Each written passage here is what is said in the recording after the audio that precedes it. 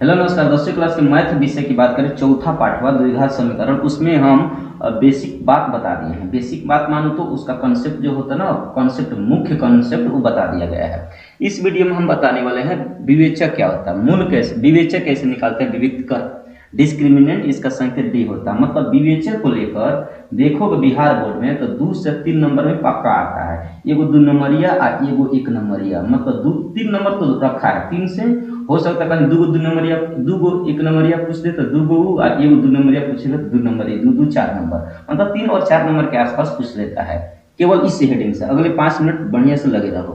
विवेचक क्या होता है, विवेचक कहे, विविक्तकर कहे या डिस्क्रिमिनेंट कहे, डी कहे, एक नाम है। इसका संकेत डी चलता है। तो देखो क्या होता है, द्विघात समीकरण दे देगा कोई, इसके रूप में दे देगा। यदि द्विघात समीकरण A X square plus B X plus C बराबर 0 हो तो विवेचक का सूत्र याद रखना, बी स्क्वायर माइनस 4ac सूत्र है, ये सूत्र याद रखना पड़ेगा। बी स्क्वायर का मतलब दूसरा पद के होल स्क्वायर में से 4ac के गुणा करके घटाना पड़ता है, तब जाकर विवेचक निकलता है। तो विवेचक का ये सूत्र याद रखना, ठीक ना। अब एक करेगा कैसे, बिहार बोर्ड में क्या करता है, कोनो द्विघात समीकरण ऐसे दे देगा। जैसे मान लो ये द्विघात समीकरण है, ये आपका ये द्विघात समीकरण है, कहाँ गया, ये आपका द्विघात समीकरण है। इस द्विघात समीकरण से ही कहेगा विवेचक निकालिए। ये जो द्विघात समीकरण देख रहे हो 2x square plus 5x plus 2 बराबर 0 का आप विवेचक निकालना है। तो विवेचक निकालने के लिए सबसे पहले आपको सूत्र याद होनी चाहिए, बी स्क्वायर माइनस 4ac। जब इतना आप कर लेते हैं तो सबसे पहले जब ये याद हो गया तब निकालो आप ए बी सी। अब इसे हल करते हैं, हम हल करते हैं, हल करके आपको बताते हैं, ठीक ना बाबू।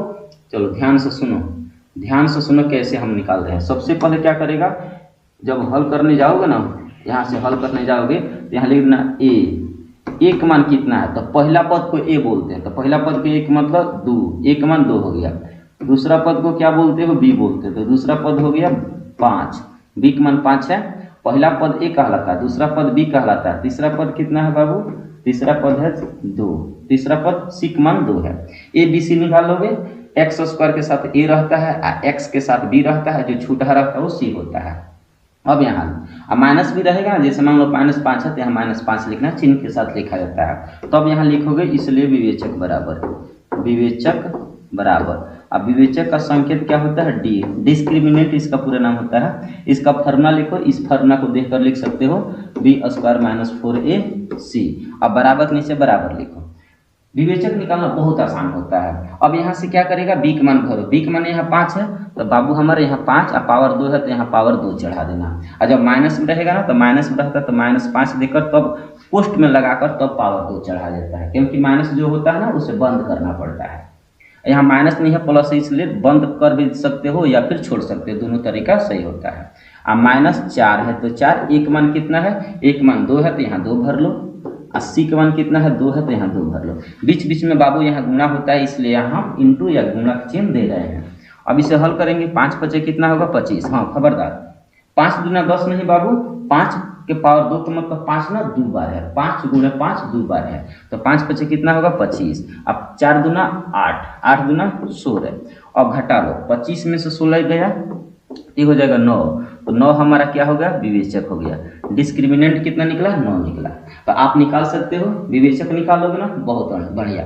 तो एक बात बताओ, 3x स्क्वायर आप प्लस 4x आप प्लस 1 बराबर 0, तो इसका विवेचक निकालकर तुरंत इसका आंसर, इसका डी का मान कितना होगा,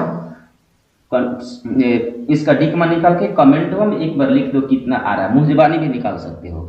आगे हम बात करते हैं कि द्विघात समीकरण के मूलों की प्रकृति। विवेचक से ना 3 गो कॉन्सेप्ट और निकलता है, कैसे निकलता है ध्यान से सुनो।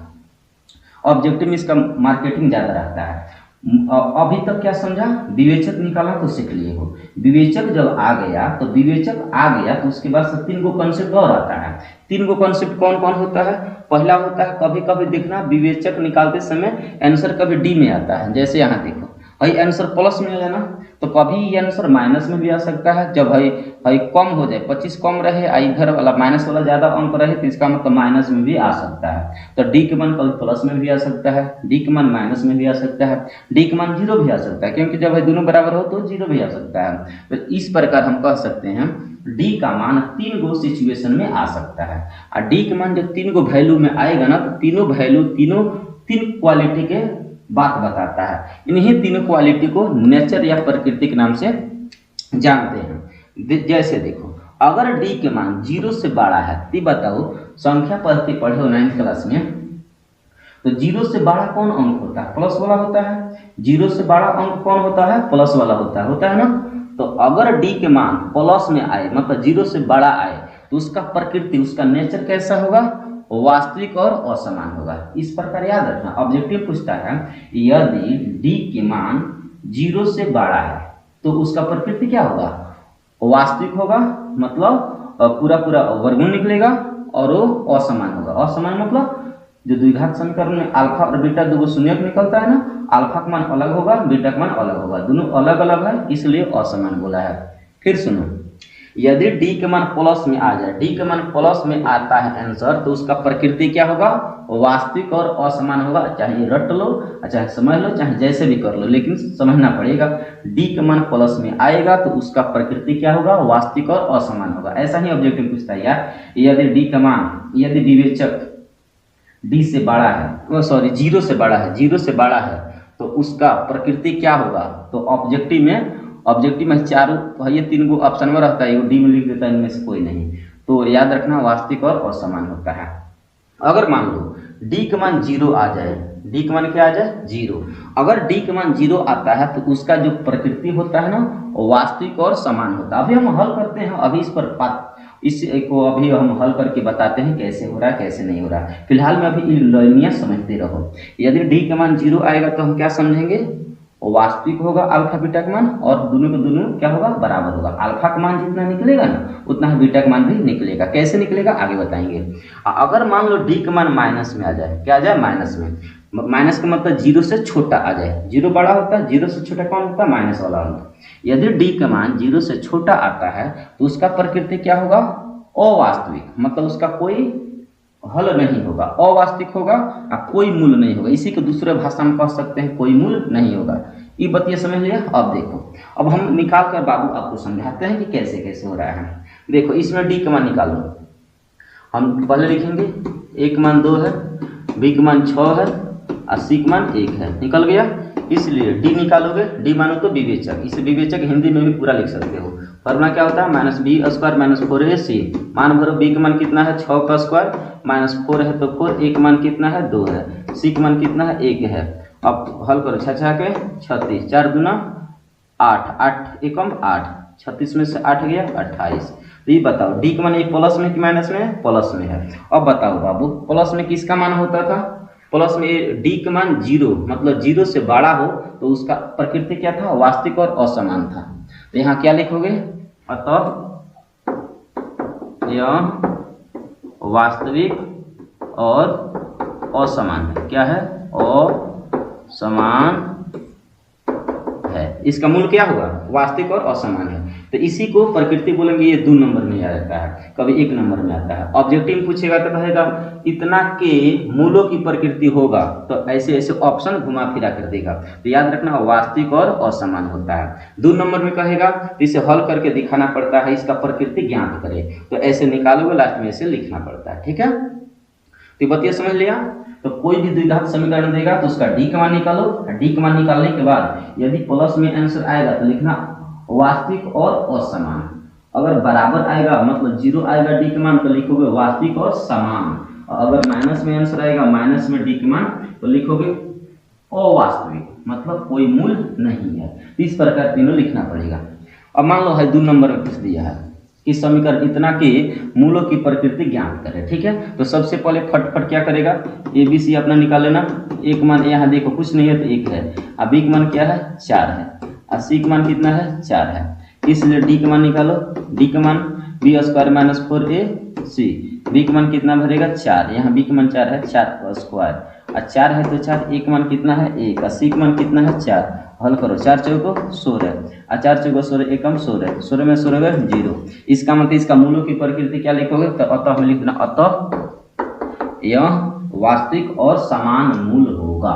ठीक है, अगर ऑब्जेक्टिव में होगा तो कैसे बनाओगे? ऑब्जेक्टिव में होगा तो ऑप्शन में खोज लेना, कहाँ लिख ले वास्तविक और समान मूल कहाँ है लिख लेगा, तो उसके हिसाब से अपना चुन लेना।